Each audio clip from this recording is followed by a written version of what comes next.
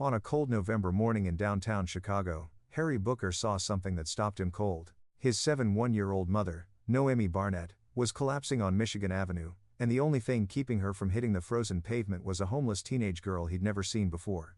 The girl was trembling under his mother's weight, her torn sneakers sliding on the icy sidewalk, but she refused to let go. What Harry didn't know was that for the past 6 months, while he'd been too busy building his billion-dollar empire to return his mother's calls, this stranger had been the one making sure she got home safely. And what he was about to discover would force him to ask himself a question he'd been avoiding his entire adult life. When did success stop mattering, and people start? Before we get deeper into this story, let us know in the comments where you're watching from. We'd love to hear from you, and if you're new here, click on the subscribe button so you never miss any of our upcoming videos. Harry Booker had everything. At 38, he'd built a tech empire worth $3 billion. Penthouse overlooking Lake Michigan. Cars and colors that didn't have names yet. But on that Tuesday morning, November 14th, none of it mattered. He was stuck in downtown traffic, late for a board meeting, when he saw her through the car window. His mother, wearing that old brown coat she refused to replace, was leaning heavily on a girl who looked like she hadn't eaten a decent meal in months. The girl's face was gaunt. Her clothes were dirty, and her shoes were held together with duct tape.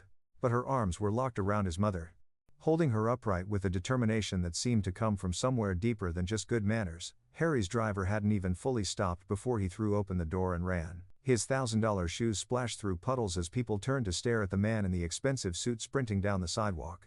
"Mom!" he shouted. "Mom! What's wrong?" Noemi's eyes fluttered open. For a moment, she looked confused, then almost embarrassed. "Harry? What are you doing here?" Her voice was barely a whisper. The homeless girl was already guiding her toward a nearby bench, supporting most of her weight. "Mrs. Noemi, just a few more steps," she said gently, like she'd done this before.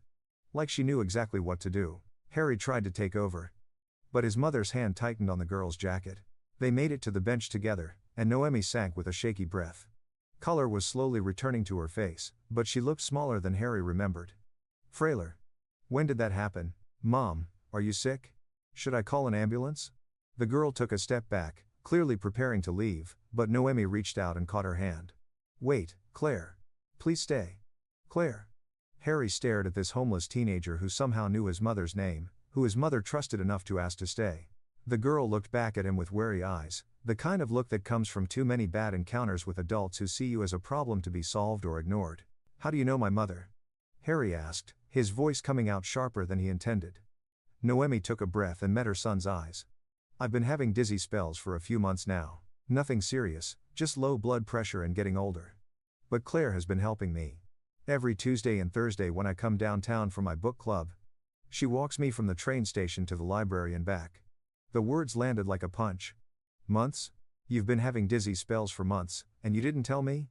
Noemi gave him a sad smile. "You're always busy, Harry. Always in a meeting. Always traveling. Always putting me off until next week. I didn't want to be another item on your assistant's to-do list." The truth of it stung worse than any business failure he'd ever experienced. While he'd been building his empire, this homeless girl had been taking better care of his mother than he had. If you're still watching, drop a comment and let us know. Would you have noticed if your own parent needed help? Sometimes we're so close we can't see what's right in front of us. Harry took them both to the hospital. The doctors confirmed Noemi's story. Low blood pressure, mild dehydration, nothing life-threatening, but she needed to take better care of herself. While they waited for discharge papers, Harry sat with Claire in uncomfortable plastic chairs that smelled like antiseptic and stress. "How long have you been on the streets?" he asked, trying to soften his tone. Claire shrugged. "About a year. My mom died. No other family. Foster care didn't work out. I'm 17, so I figured I'd tough it out until 18, then maybe get a real job, save up." She said it so casually, like homelessness was just another life challenge, another thing to get through. It broke something in Harry's chest that he didn't know could still break. "And my mother? How did this start?" Claire's face softened, the wariness fading for just a moment. "I was outside the train station 6 months ago, just trying to stay warm. Your mom came out and almost fell down the stairs. I caught her. She was shaky. Said she felt dizzy. I helped her sit down. Made sure she was okay. She tried to give me money, but I told her I didn't need it." She paused. "I mean, I did need it. But something about her reminded me of my own mom, and I just wanted to help." The next week, same time, she saw me and asked if I'd walk with her to the library, said it would make her feel safer. So I did. It became our routine, twice a week. Every week.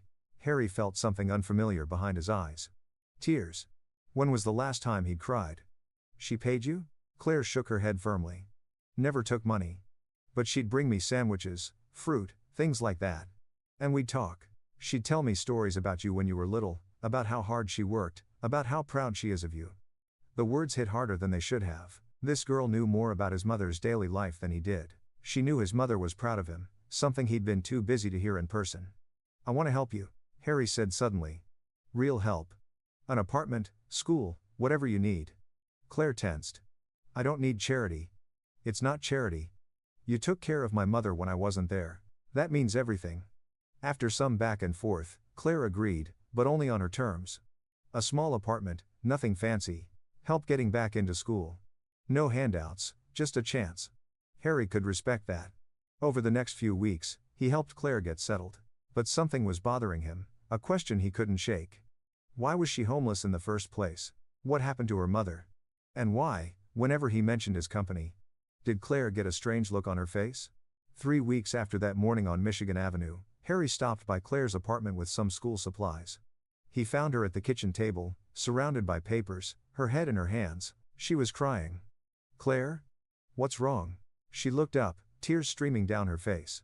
I need to tell you something. I should have said it from the beginning, but I was scared. And now it feels like I've been lying. Even though I haven't. I just haven't told you everything. Harry sat down. His stomach knotting. Whatever it is, just tell me. Claire pulled out an old photograph. A woman with a kind smile and tired eyes. This is my mom. She died 2 years ago. Harry nodded. I know. But what you don't know is that she worked for Booker Technologies. She was a programmer in your tech division for 3 years. When she got diagnosed with cancer, your company's insurance said her treatment was experimental and wouldn't cover it. She tried to fight it. Went through every appeal.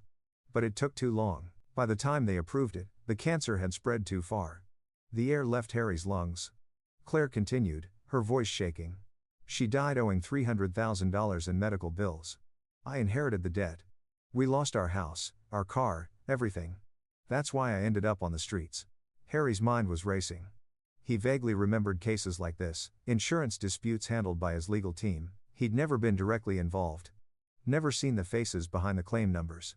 When I realized who your mom was, Claire said, I had this moment where I thought about walking away. About being angry. About making it your problem. Her voice cracked. But then I realized that would make me just like the system that killed my mom. Cold.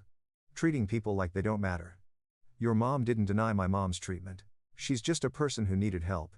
Same like my mom was. And I couldn't punish her for something she didn't do. Harry stood up, walked to the window, and looked out at the city. His company's building was visible in the distance. Gleaming and expensive. A monument to his success. I'm so sorry, he said. And meant it with everything in him. I'm so sorry. I'm not telling you this to make you feel guilty, Claire said. I'm telling you because your mom talks about honesty all the time, and I felt like I was hiding something important. You deserve to know. But Harry did feel guilty. Terribly, crushingly guilty. And he knew feeling guilty wasn't enough. He had to do something about it. Harry didn't sleep that night. He went to his office and pulled every file he could find on employee insurance claims, medical bankruptcies, coverage denials. What he found made him sick. Dozens of cases like Claire's mother. Good people, loyal employees, who'd hit medical emergencies and been ground up by bureaucracy and fine print. The next morning, he called his executive team together. We're changing our healthcare policies, he announced. Effective immediately, I want an independent medical board reviewing every denied claim. I want a hardship fund for employees facing medical bankruptcy. And I want to know why we ever thought it was acceptable to let our own people suffer while we posted record profits. His CFO objected. His lawyers warned about liability. His VP of HR said they were already in compliance with regulations. Harry cut them all off. Compliance isn't enough. We're going to do better. If anyone has a problem with that, there's the door. One by one, they nodded. Some looked ashamed. Others looked skeptical. But they all agreed. The changes took months to implement fully, but Harry was relentless. He couldn't bring back Claire's mother or give her back those lost years, but he could make sure it never happened to another family. Not on his watch. But the biggest change wasn't in company policy. It was in Harry himself. He started leaving the office at reasonable hours. He had dinner with his mother twice a week, not once a month when his assistant reminded him. He actually listened when she talked instead of checking his phone. He volunteered at homeless shelters.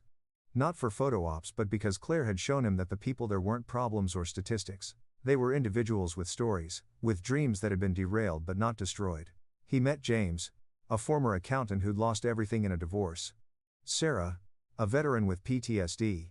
Miguel, a teenager who reminded him painfully of Claire. Each one mattered, each one deserved to be seen. What would you do if you discovered your success had cost someone everything? Drop a comment below. These are hard questions, but they're important ones. 2 years later, Claire graduated high school at the top of her class. Harry and Noemi sat in the audience, bursting with pride as she walked across the stage. At the celebration dinner afterward, Claire surprised them both. "I've been thinking about what I want to do with my life," she said. "I want to study social work. Help people navigate systems that are designed to confuse them. Make sure other families don't fall through the cracks like mine did." Harry smiled, his heart aching with a mixture of pride and lingering guilt. "Whatever you need for college, it's yours." "Actually," Claire said, "I've been awarded scholarships that cover most of it, but what I'd really like is an internship at Booker Technologies. In the HR department, I want to see how the changes you made are working, learn how companies can actually help their employees instead of just using them." Harry was surprised but understood immediately. Claire wasn't looking for handouts. She was looking for purpose, for a way to honor her mother's memory by making sure others didn't suffer the same fate. "You've got it," he said. "Start whenever you're ready." Claire worked her way through college, interning every summer and winter break. After graduation, she joined Booker Technologies full-time as Director of Employee Wellness, a position Harry created specifically to ensure no employee ever faced what her mother had faced. The healthcare fund Harry established helped dozens of families. Insurance denials dropped by 70% after the independent review board started operating. Employee satisfaction scores, which Harry had barely glanced at before, became something he checked weekly. But more than any policy change or company metric, what mattered most was sitting in his mother's apartment on a random Thursday evening, drinking tea and talking about nothing in particular. Just being present. Just being there. Claire often joined them. The three of them had become a family, not through blood but through something deeper. Through pain and forgiveness and the conscious choice to be better. Do better. See each other as fully human. One evening, about 2 years after that November morning, the three of them sat together in Noemi's small apartment. Outside, the Chicago wind howled. But inside it was warm. "You know what I think about sometimes?" Claire said. "What if your mom hadn't stumbled that day? What if I'd been somewhere else? Or she'd taken a different route? Everything would be different." Noemi smiled, the kind of smile only mothers can manage. "Maybe it wasn't an accident. Maybe the universe knew we all needed each other." Harry nodded slowly. "I used to think success meant building the biggest company, making the most money. But real success is this. Right here, knowing that Claire has a future. Knowing that other families won't suffer like hers did. Knowing that my mom is proud of me, not just for what I've built but for who I'm becoming." Claire squeezed Noemi's hand, the same gesture she'd made that first day. "Your mom told me once that everyone we meet is fighting a battle we know nothing about. And the least we can do is be kind." That stuck with me. Even when I was angry about losing my mom, even when I found out who you were, I remembered that. Being cruel wouldn't honor her memory. "Your mother would be so proud of you," Noemi said softly. "Not just for graduating or your career, but for choosing kindness over bitterness." They sat in comfortable silence, three people whose lives had intersected in the most unexpected way. A billionaire who learned that wealth without compassion is meaningless. A homeless girl who proved that character isn't determined by circumstances. And a mother who'd known all along that the two most important people in her life needed each other. For the first time in longer than he could remember, Harry Booker felt truly wealthy, not because of his bank account, but because he finally understood what mattered. People. Connection. The simple act of showing up for those who need you. Just like Claire had shown up for his mother when he wasn't there. Just like they were all showing up for each other now. This story reminds us that sometimes the people who have the least give the most. Claire's kindness didn't just save Noemi from a fall that day. It saved Harry from a life of hollow success. It saved Claire herself from bitterness. And it reminds us that we have the power to change lives through simple human decency. The next time you see someone who needs help, remember this story. Your kindness might change everything. Not just for them, but for you too. What would you have done in Claire's position? Would you have helped the mother of someone whose company failed your family? Let us know in the comments. And don't forget to subscribe so you never miss our upcoming videos. We share stories like this every week, stories that remind us of the good that still exists in the world.